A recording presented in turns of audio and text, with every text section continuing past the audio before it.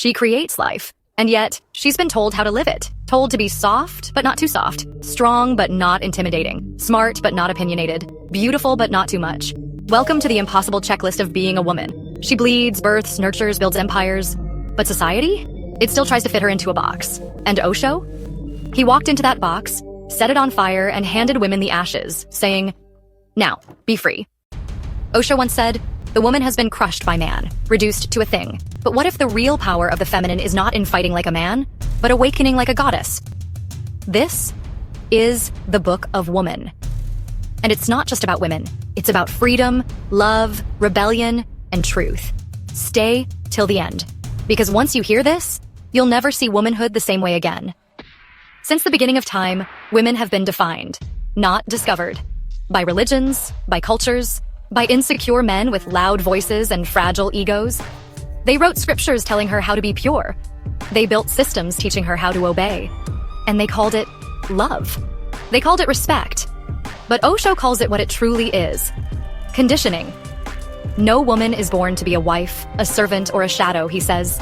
She is born to be herself. Wild, wise, and whole. In a world obsessed with controlling her, a free woman becomes dangerous. Because when a woman stops pleasing, she starts waking up. She starts asking questions. She starts breaking patterns. And when she does that, the whole system shakes. Osho doesn't try to make women stronger. He reminds them they were never weak. And that's the first revolution. Not fighting the world, but unlearning the lies it told you. For centuries, the world praised logic, control, and power as masculine traits. And because of that, women were told their gifts were soft, too emotional, too sensitive, too irrational. But what if those very traits, emotion, intuition, softness, were never weaknesses? Osho flips the script. The feminine is not a weakness. It is a different kind of strength. Deeper, subtler, more powerful than the sword. A woman can feel the unspoken. She can hold pain without words. She can sense what even science hasn't figured out yet. That's not irrational. That's intuition. And while the world was building weapons and walls, women were building homes, souls, and silent revolutions. Osho says, man tries to dominate nature. Woman flows with it. This is the power they couldn't measure. The power of presence, of deep love, of quiet rebellion.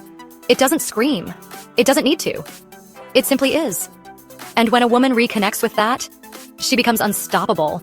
Not because she fights, but because she no longer needs to. If this is already shaking something inside you, subscribe to the channel. Because we're just getting started, and what comes next might just wake up the woman, or the humanity, inside you. The moment a woman says, "I choose myself," society sharpens its knives. Because a woman who no longer seeks permission, she becomes unpredictable, uncontrollable, unapologetic. Osho saw it clearly. Society is afraid of the free woman.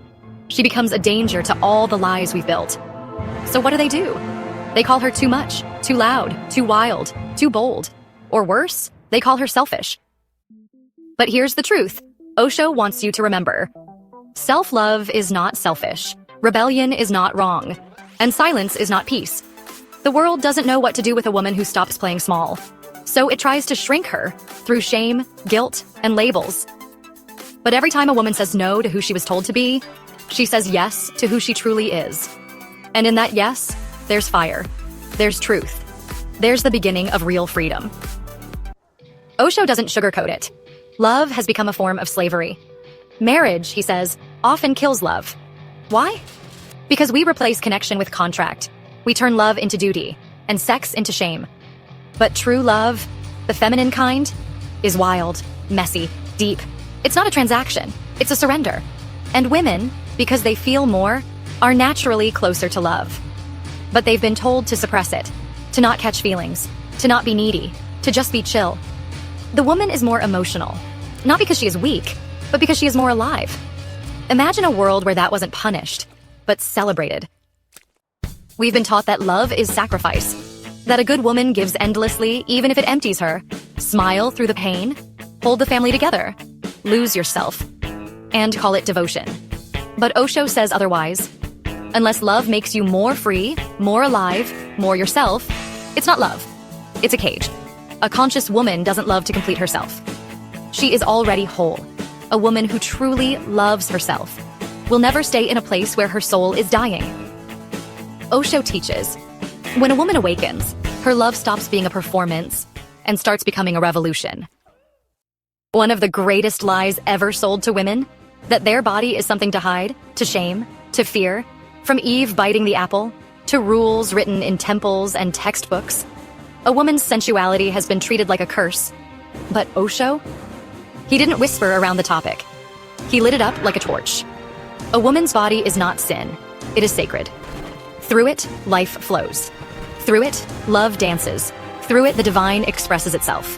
Her pleasure is not dirty. Her curves are not a distraction. Her desire is not a weakness. It's wisdom. Osho says, when a woman embraces her body, her cycles, her sensuality, she's not becoming wild. She's becoming whole. Because what society calls too sexual is often just a woman who is finally unashamed of her own power. And when she stops apologizing for being alive in her skin, that's when she stops being controlled. Ask a woman what she's supposed to become, and you'll often hear a wife, a mother, a caretaker. But Osho asks, is motherhood a blessing or a burden society has disguised as love? Here's the truth. Motherhood can be beautiful, but only if it's chosen, not forced.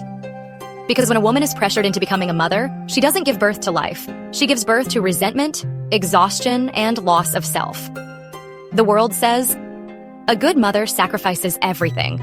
Osho says, a conscious mother does not disappear. She evolves. She doesn't abandon her dreams. She doesn't lose her voice in lullabies. She doesn't die so her child can live. Instead, she becomes more alive, so her child knows what aliveness looks like. In the Book of Woman, Osho urges women, don't just raise children, raise awareness, raise freedom, raise truth, and you can only do that if you've first reclaimed it for yourself. Woman, man, feminine, masculine. 2 words that have shaped every label, every role, every expectation. But Osho, as always, takes a torch to the illusion and asks, what if you are neither this nor that? What if the soul has no gender? Society gave you a costume. Pink for girls, blue for boys. Be soft, be strong, be quiet, be loud. And we wore these roles so long, we started to believe they were real. But Osho says, your essence, it's not a woman, it's not a man, it's consciousness. He writes, you are not just the body. You are not your biology. Your truth begins where gender ends. Inside every man is a softness he's been told to fear. Inside every woman is a fire she's been taught to hide. But beyond that duality is a silence, a space, a light. Call it the soul, call it presence, call it the you that exists before any name was given. When you stop identifying with the roles, you stop playing the game. You stop trying to be a good woman. You stop trying to be a real man. You just become real. And that is what Osho meant by liberation.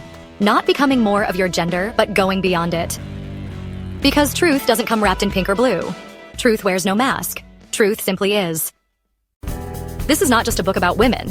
It's a book about breaking every invisible chain the world ever placed on you, no matter who you are. So if something inside you stirred, if some part of you felt seen or shaken or set on fire, then it's time to live unboxed, unashamed, unapologetically human. This is the Book of Woman. And maybe, just maybe, it's the book of you, too. So, if you're a woman, stop asking for permission to be whole.